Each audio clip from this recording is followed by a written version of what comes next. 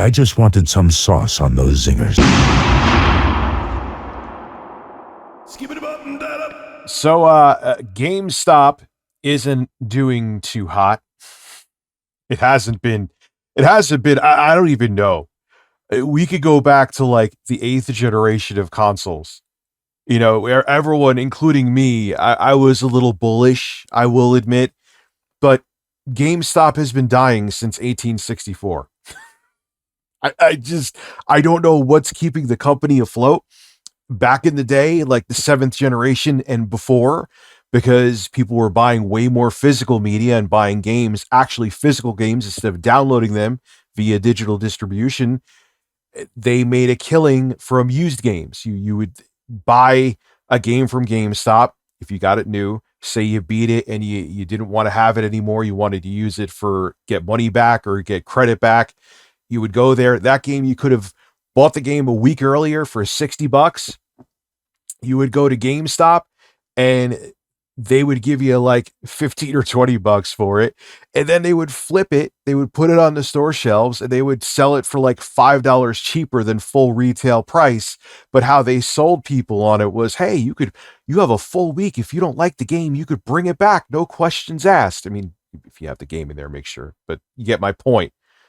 So they made they were like a Goliath when physical media was king, because they made so much money because the profit margins were so huge with used games, because they would give people next to nothing for them and they would flip them. And if it was a new game, they would almost sell it at full price. But those days have been all but dead for a very long time. So I know the whole GameStop meme stock Wall Street bets thing happened in 2021 where the GameStop stock blew up and I don't even know the whole story behind that, but there was that.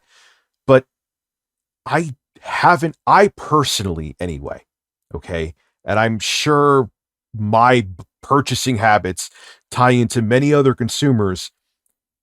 I haven't bought a physical game from GameStop. I can't even, maybe during the 8th generation. And even then it was very seldom. So whatever the hell is keeping I know they're selling used games and they're refurbishing consoles now, and they got into the whole retro thing, and they're doing things with like trading cards, I believe, too. Who the hell knows? And they're trying to sell people a whole bunch of really nerdy and geeky crap that I wouldn't be into that's at the stores. But that still isn't making up for what GameStop was when they were like at the top of their game, no pun intended, reselling used games and making a bunch of money off of them. Well, GameStop's been closing a crap ton of stores. I've seen stores by me. There's actually one near Lauren's place I used to go to all the time.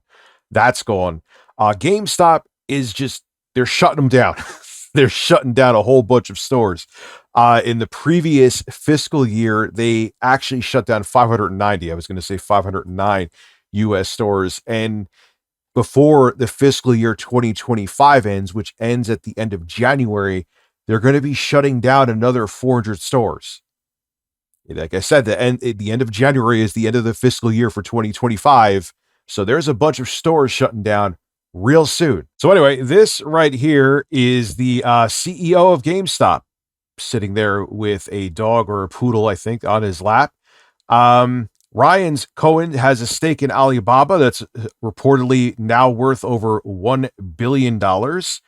And he is also the CEO of Chewy, and he is also the CEO of GameStop. And our dear friend Ryan Cohen now already has a net worth of about $5.2 billion. Why am I telling you so much about the GameStop CEO? There's a reason. All these stores that are closing down. Yes, of course, it's because GameStop's not performing well. And if the stores aren't performing well, what the hell is the point of having the stores?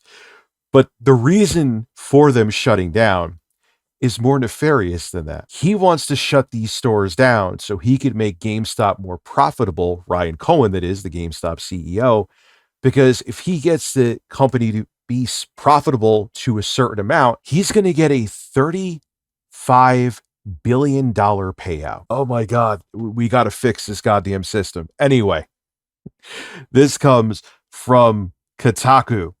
GameStop has been in hot water for some time now. Yet it's been in hot water since like 2013. But the company's CEO, Ryan Cohen, and also the founder of Chewy, I know I mentioned that already, but anyway, should come away relatively unscathed because, thanks to CNN, we know he will score a $35 billion payout if the storefront hits a $100 billion market cap. There's one small issue. That's about 10 times its current value. So buckle up. Here is the reason why they've had some like crazy trade-in incentives and they're shutting down stores. Look at what he's trying to do to get to that valuation. So how is the awkward man with a poodle on his lap going to make this happen so he could have that multi-billion dollar payout and then he could go cuck to the Trump administration like every other billionaire? Well, thanks to a Polygon report, we know that he intends to close hundreds of stores and to offer customers a 20% trade-in bonus via a QR code. And I told you before the end of the fiscal year 2025, that which ends at the end of January, they're going to shut down 400 more stores, which if you don't have those stores that were performing poorly, you're not worrying about those operating costs. That helps get the market valuation of GameStop up. You see where this is going. Now, GameStop has been trying to streamline costs worldwide by shutting stores worldwide. They've already exited operations in Australia, Ireland, and Switzerland. In 2024, it also closed down operations in Germany while selling off its Italian subsidiary. Now, GameStop's been trying to get people to pay attention to them by, I guess, they went into their 2014 and 2015 playbook and got Casey Neistat and Mega64. Listen, they're way more relevant than me. I get it, but I would think like they would try to go with like Mr. Beast or something. I don't know. Like, okay, whatever. They have influence enough, I guess. So they're working with them. They've worked with like e-girls. They had that Trade Anything Day where people came in with purple dildos. I'm partially not kidding. And someone even traded in a Pokemon card during that day and they got $30,000 for it. You understand where this is all going, right? So essentially the GameStop CEO, Ryan Cohen, who's already a billionaire, remember that, wants to get this $35 billion payout and get GameStop, even if it's just temporary, up to a $100 billion valuation so he could get that $35 billion payout. So think about what's going on here. The company is failing. He's the CEO. He would have to take the onus for that.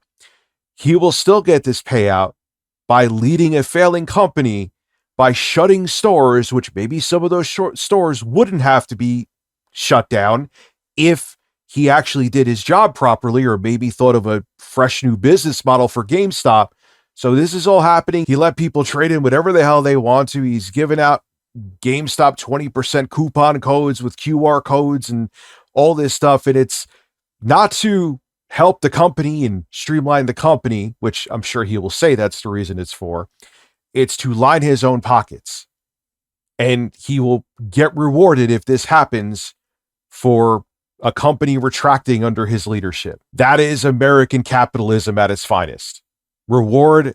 It's like when there was the 2008 financial crisis and the CEOs of companies that were failing or had bailouts, the CEOs, you could look this up, they still got bonuses and their excuse was, oh, well, they're contractually obligated.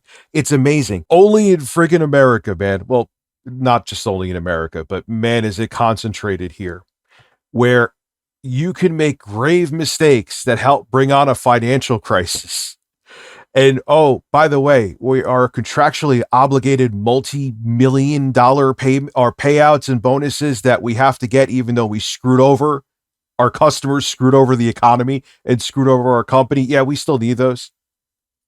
Oh, I'm Ryan Cohen. I'm the CEO of GameStop. The company's falling apart. We're closing down a whole bunch of stores, but I also want to close down those stores so I could streamline operating costs, get the company to a higher valuation so I could have an insane $35 billion payout. So we have another multi-billion, he already is a multi-billionaire, but an even wealthier multi-billionaire who could sway elections and have way too much influence and power. That's just what we need. We need another one. Let's just give this guy, let's give Ryan Cohen a $35 billion payout for sucking terribly.